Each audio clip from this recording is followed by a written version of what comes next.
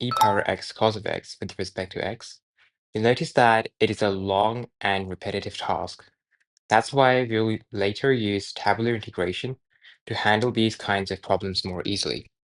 But for now, let's show that it is possible to solve it using integration by parts method. Just to understand why we'll need tabular integration next. So let's begin. First, we let I is equal to integral of e power x cos of x with respect to x. You'll see why later. Now, for integration by parts, we're first going to assume that e power x equals to u, and cos of x is equal to v. So let's do its working separately. The differentiation of u with respect to x will be e power x, and the integral of cos is sine. Now, substituting these values into the integration by parts formula here, we're going to rewrite this expression.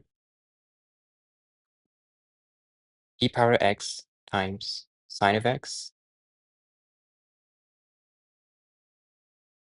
integral e power x times sine of x with respect to x.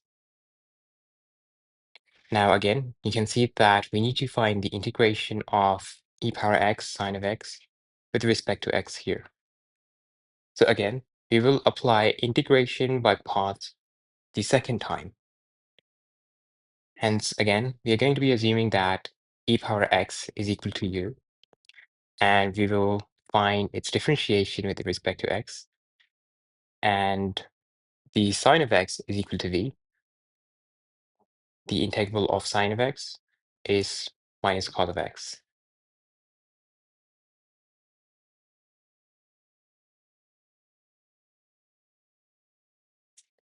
Now let's substitute everything back into integration by parts formula.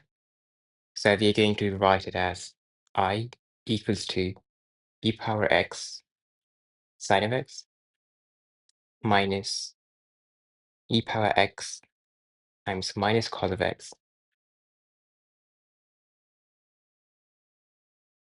e power x times minus cos of x with respect to x.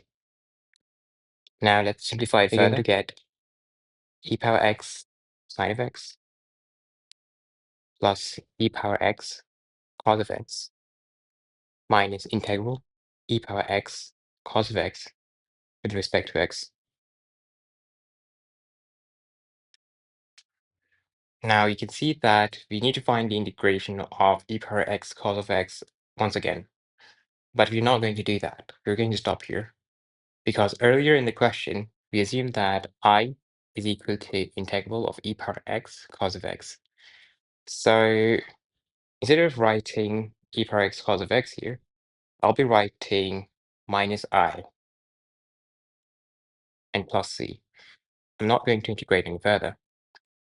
Now you can see that we have I on both sides of the equation. So let's simplify this equation by taking I to the left-hand side. So it becomes 2I is equal to, I'm going to write everything here as it is.